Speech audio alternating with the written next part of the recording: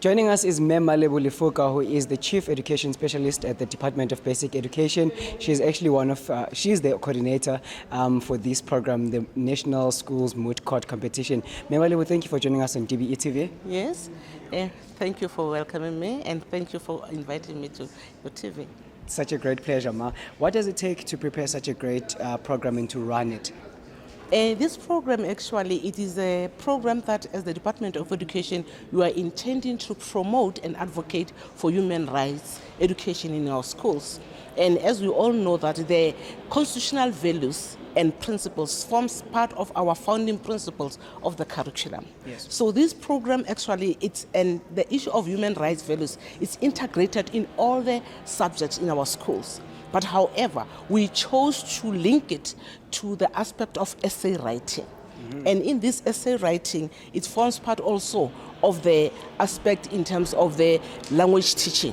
In our language teaching and in our curriculum policy framework, we have aspect on discursive essay writing, yes, which actually intends to teach the learners to be able to write an essay, being able to present facts on two opposing sides, but based on on referencing. And in this instance, our referencing is on the legal framework. Yes. So these learners are actually expected to be able to write this essay. And before we start with the essay, we start by developing a fictitious problem statement. Mm-hmm. Mostly it is based on the case laws that have went through our constitutional court. Yes. Now, currently what we also look at the aspects that affect the learners, that are affecting learners in terms of human rights aspects in schools. Example, we've got our code of conduct that from time to time govern the behavior of our learners and their conduct.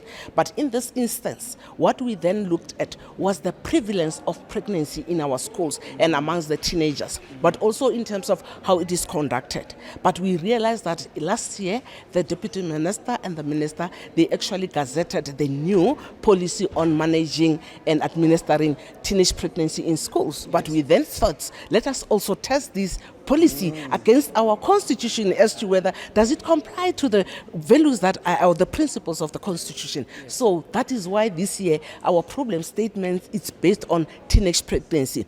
The most important section there, it is around whereby the school management and every person who's within the school has got to make sure that report about the the learner pregnancy and actually who the father is. So we want to test to see whether is this doable. And we've seen a lot of these learners arguing in court right now. They are so prepared. They spent time, they went through this case, and they prepared themselves. What kind of support has been done in preparing the learners and supporting them up until, like, as a build up until today?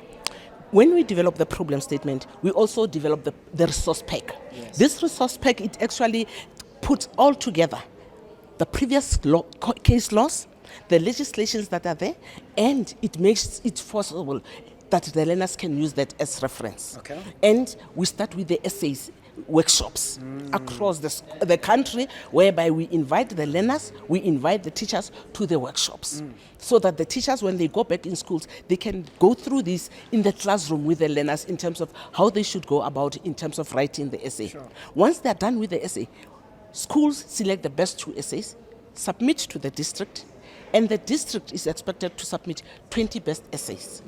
Now, each district, after submitting 20 best essays, we've got what we call the provincial structure of the Moot Court, which is made up of Human Rights Commission, Department of Education, Legal Aid, and NPA. They then mark all the essays within the province and select the best 20 and submit for national central marking. Sure. It is there whereby we select 10 best essays for each province that culminate into provincial rounds.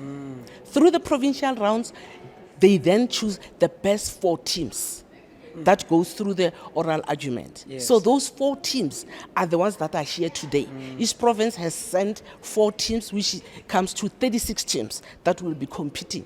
And ultimately, we are going to end up with the 2 best teams that will battle at the Constitutional Court on the 9th We of can't wait for that. October. Thank you so It's- much, it's and been- we're looking forward to Yes, you attending. it's been a process. I Yes. can imagine the hard work that has went through. Just one last question. I know that COVID-19 has affected a lot of things, including some of these programs. How has it affected this specific program?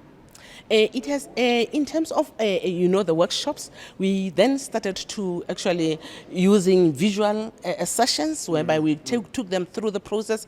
And last year, instead of having the face-to-face like today, we ended up having the visual session whereby the learners competed, and then we had some glitches there in terms of the networks problems and all that. And also, I think how it has affected us was that we could not actually even compete internationally in terms of the International School Moot Court which took place this year on in May.